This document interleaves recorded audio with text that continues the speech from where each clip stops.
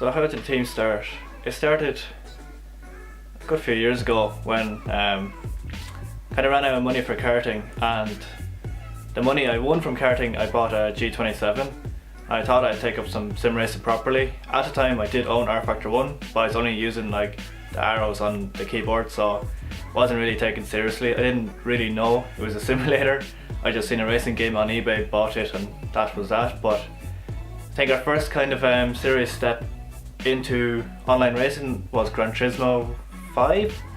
That was the TTS championship. I know it's Gran Turismo, nothing really serious, but that was our first step as a team. So that was pretty cool, back in the Nissan Silva race mod or something, whatever it was called. Still to this day, like, my favorite online racing car. Like, I loved that thing. I put so many hours into it. Like, I was dominant in that championship, so it was a pretty cool time.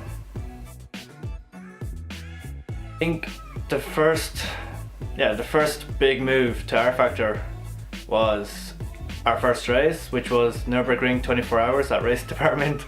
It was a little bit optimistic, I'd say, as our first R Factor race. It was me, Adam, Marius, Burke, Daniel Faber, and them two last names you should know if you're in sim racing, from 3 Wide Motorsport. So in a way we kind of started up 3 Wide Motorsport, but yeah, me and Adam didn't really know much, didn't know how to set up the force feedback, so we didn't run any force feedback. It was a mess, but like, it was still a great experience. Like, Marius put us 6th in qualifying in a spiker, which was not that great. They done a great setup, but we didn't do that great of a job. Race didn't go to plan. Adam didn't get to drive.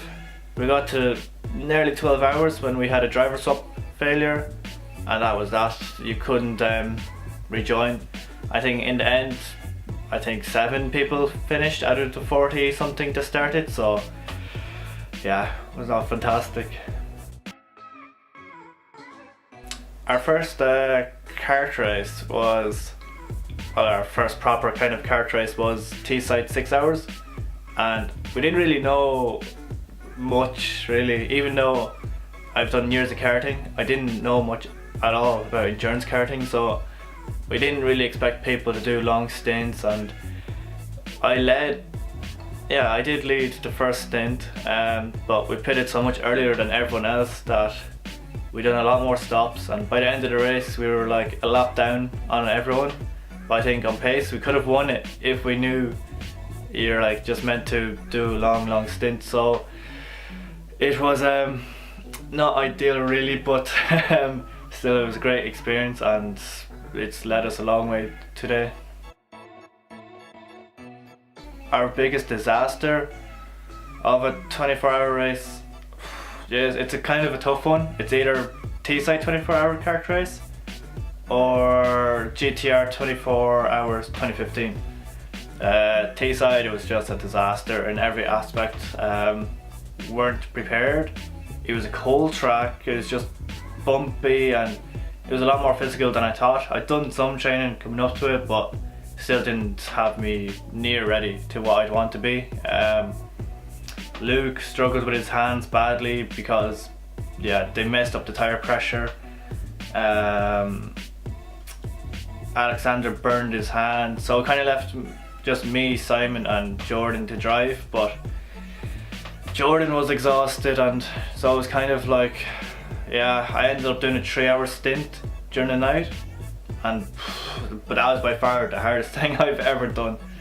So, but then again, GTR 24 hours, we put in a lot of testing. Pace was thereabouts, but the PC failed on us, the one we borrowed off someone at the event.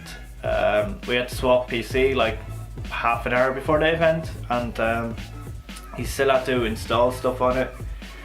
So it took a lot of effort to get that going.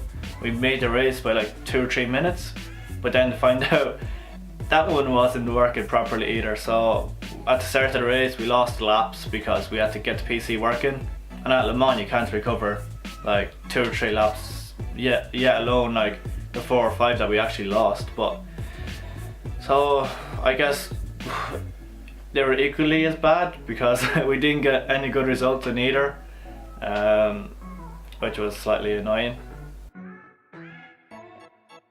I think our biggest sim racing achievement, I guess, would be GTR 24-hour win in 2017, the Le Mans 24. It was the first year they called themselves the E-Racing Endurance World Championship or whatever it is, but it was yeah, I guess, yeah, it probably was our biggest moment. Like, we've won the Virtual Endurance Championship Division 2, which, to be honest, was more competitive than Division 1 LMP2 field. No offense to anyone that sees this, but in my view, I think it was more challenging. Like, we had to go up against Feeder and like some other good guys that were like consistently there if you made a mistake, where in Division 1, yeah. But yeah, I think either winning of the EC Championship or maybe that GTR 24-hour win. Plans for the future, many plans at the moment. Like, we want to go into car racing and we're working on that. We did announce that we'll go Fiestas, but we had the cars there, kind of had the money, kind of, but it's just, it was nothing organised enough. Like, we need to plan ahead quite a bit because we have people from like all around Europe and stuff, and like it wasn't appealing enough to them that doing a 6-hour race, like, you put in a year's effort and you only do 6 hours around Mondello maybe, it wasn't really appealing enough. So we have bigger plans which are going ahead. We have probably most likely someone better at organising this stuff than me, so yeah, I can't really say anything at all where the 24-hour races will be or what cars. It's yeah, we'll do a big launch for that when it happens, but I wouldn't really expect to see anything until maybe late summer, and then we won't be racing until next year, which is like a whole year away. But we want to be properly prepared and know the car inside out and actually like be half decent. We don't want to turn up like Teesside 24 hours, our first kart race, like, or 24-hour kart race, and just suck. So yeah, we've got quite competitive, so yeah. Plans for sim racing, don't really got any. Like, there is the thought of moving into proper esports and all that kind of stuff, but it's a lot on console. Like, I've bought a PS4 myself just for GT Sport, just to kind of get ready for that big move maybe. Well, I wouldn't say move, but just something else as well as the R Factor 2 and whatever else I do on PC. But with FIA bringing out this whole online championship on GT Sport, you don't know what's gonna happen. Like, the game's out a few months, nothing's happened really, so I'm ready, as is Adam, so as is Standa as well. Actually, we've done the few 2 seasons at the moment on the FIA GT Sport game, but F1 2017 or something like that, I don't know. We don't really have anyone that plays it or that is willing to play it for us.